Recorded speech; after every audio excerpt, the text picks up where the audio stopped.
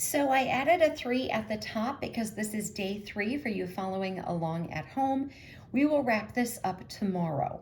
So what did we see yesterday? We saw that while Zacharias was doing his priestly duties, that is when the angel appeared to him to tell him that Elizabeth would conceive and that she would have a son and that his name would be John. And it told us that from the book of Luke. So we didn't make it into First Chronicles, so that's where we're going to start today. Remember, yesterday I said that there are 24 divisions, 24 weeks, and they have to go twice. But 24 times 2 is 48. And remember, those other 3 weeks to get to 51 on God's calendar would be Passover, Pentecost, and Feast of Tabernacles in the fall. Because during Passover and Pentecost, all the males have to come to Jerusalem, and then everybody has to work together. So those weeks are going to come into play when we do the math so that this all works. So let's get into this here. First Chronicles 24, and this is verse 10. Let me just say that it goes through in Chronicles and it tells you who has to be there doing their priestly duties at which time. And it says the first lot, the second lot, etc. So First Chronicles 24 verse 10 says this: the 7th to Hakaz, and I mispronounced it, I'm certain, the 8th to Abijah. So the 8th week, the 8th course, that is Abijah. And from what we saw in Luke, we know that is when Zacharias would be there. So if he has to go 2 times, if you do the math and you count when God says the calendar begins, this is where that spring birth for Jesus possibly comes into play. But again, we have to look at the totality of the evidence. And other than lambs being born in the spring, it all leads to a fall birth. And tomorrow's video will have the rest of the ancillary information that I have for you to kind of put it all together.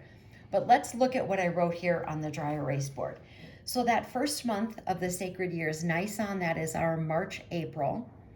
And if we add 8 weeks to that, and I have there in black the 8th week, the 8th course, that means the time frame is the end of April to the end of May. And then we have to add the 2 spring feasts, Passover and Pentecost, because that's going to add 2 additional weeks.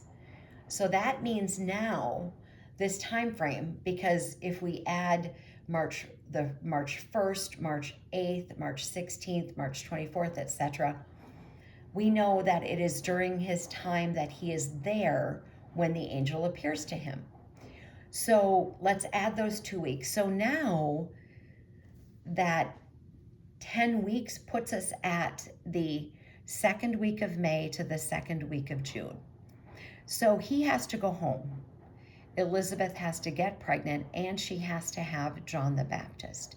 So if we start at that 2nd week of May to June and we add 9 months, now we get February for John the Baptist to a March birth. And then we know that Jesus is 6 months in age difference from John the Baptist. So that if we add 6 months to the February, March, which is in purple, and if we add the 6 months, now we're going to get to August, September birth. Now, I personally believe that it was September, and when we look at the rest of this ancillary evidence, you'll see why all of that makes sense. There are things that are going on in other places in the scriptures that we have to look at. And when you see it, I think it will make sense to you. So this is almost at 4:30, so I'm going to save all that other additional information for our video for tomorrow. Please join me. We'll have it all wrapped up tomorrow. Armor up, we ride at dawn. May God bless you as always. Have a great day.